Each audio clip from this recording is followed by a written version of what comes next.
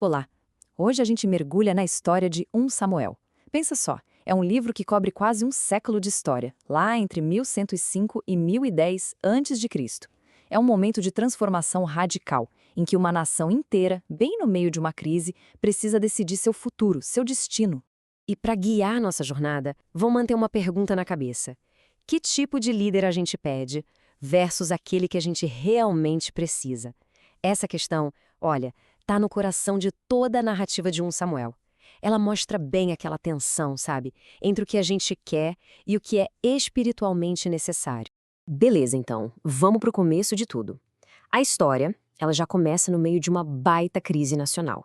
E é essa crise que leva a um pedido, um clamor popular que vai mudar para sempre o rumo de Israel.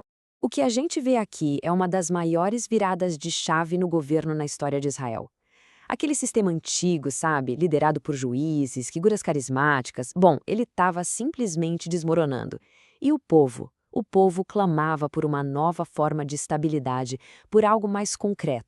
Mas olha, essa crise não apareceu do nada. Foi tipo um efeito dominó. Primeiro, a liderança espiritual estava corrompida.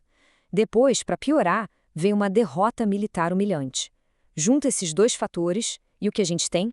Um desespero coletivo que explode, vira uma exigência do povo por mudança. E para a gente ter uma ideia da profundidade dessa crise, é só olhar para essa palavra Icabod. A Arca da Aliança, que era o maior símbolo da presença de Deus, foi capturada em batalha. Imagina só, dá esse nome para uma criança. Isso mostra o tamanho do sentimento de abandono, de derrota nacional que eles estavam sentindo. E qual foi a solução que o povo arrumou? Cansados daquela instabilidade toda, eles olharam para o lado, para as nações vizinhas, e quiseram o que elas tinham: um rei, um monarca humano, visível, forte. E é esse pedido, essa demanda que dá o pontapé inicial para o conflito central do livro inteiro.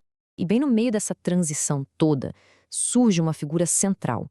Um homem que vai ser a ponte, sabe, entre a era antiga e a nova que estava prestes a nascer. Samuel, que figura! Ele era monumental. Não era só o último dos juízes, não. Ele era também um profeta super respeitado em todo o país.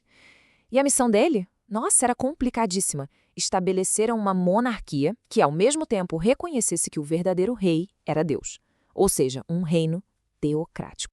E é aqui que mora a grande tensão da história. Por um lado, Samuel entende o que o povo quer. Mas, por outro, como profeta, ele enxerga o perigo que é colocar a confiança num líder humano em vez de em Deus. Ele avisa, ele alerta sobre as consequências, mas, no final das contas, ele atende ao pedido e sai em busca de um rei. Então vamos lá. A gente chega na primeira tentativa de resolver essa crise de liderança de Israel com a escolha do primeiríssimo rei. E quem é escolhido? Saul. Ele era literalmente a personificação do desejo do povo.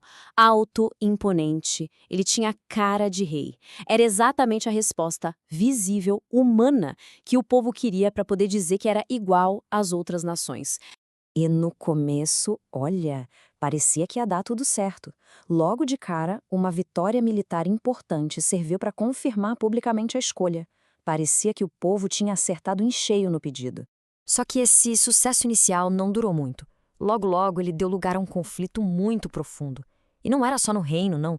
Era dentro do coração do próprio rei. Obedecer é melhor do que sacrificar. Essa frase, dita por Samuel a Saul, resume perfeitamente o porquê da queda dele. A questão nunca foi sobre rituais, sobre demonstrações de poder. Era sobre submissão, sobre obedecer à vontade de Deus. E a falha de Saul em seguir ordens diretas, bom, foi isso que levou à sua rejeição. E aqui o livro desenha um contraste fundamental. De um lado, Saul, a escolha do povo, impulsivo, desobediente, que confia no próprio julgamento. Do outro, Davi, a escolha de Deus, paciente, fiel, que sabe esperar pelo tempo divino, mesmo nas piores situações. E enquanto o reinado de Saul começava a ruir, Deus já estava agindo nos bastidores, preparando o sucessor. E de um lugar que ninguém esperava. Esse é um momento-chave na história. O Espírito de Deus que sustentava Saul se retira, e Samuel é enviado numa missão secreta para ungir o novo rei. E onde ele o encontra? Não num palácio, não num campo de batalha, mas num pasto, cuidando de ovelhas. E isso cria uma dinâmica fascinante, uma história de dois reis acontecendo ao mesmo tempo. Mas a jornada de Davi até o trono, nossa, não foi nada fácil ou rápida. Foi um caminho longo, bem difícil. Pensa bem, ele é ungido ainda menino, depois vira herói nacional, serve na corte do rei que quer matá-lo, foge e vive como um fugitivo por anos. Em todo esse tempo, a principal característica dele foi a paciência, a confiança de que a promessa ia se cumprir na hora certa. Esse conflito, essa tensão entre o rei rejeitado e o futuro rei ungido, acaba dominando toda a parte final do livro. E isso leva a história de Saul para sua conclusão, que, a essa altura, já é inevitável. Em vez de se preocupar em governar, a obsessão de Saul virou uma só: perseguir Davi. E essa caçada implacável não só mostra o quanto ele estava instável, mas também o desvia totalmente das suas responsabilidades como rei. Basicamente, ele mesmo acelera a própria ruína. E o fim de Saul é bem trágico. Ele e os filhos morrem em uma batalha desastrosa. É o fim definitivo do reinado dele. E daquela primeira tentativa de Israel de ter um rei como as outras nações. O palco agora estava livre para o próximo capítulo da história. No fim das contas, a jornada de 1 Samuel nos mostra o fracasso do líder que o povo escolheu, olhando só para a aparência.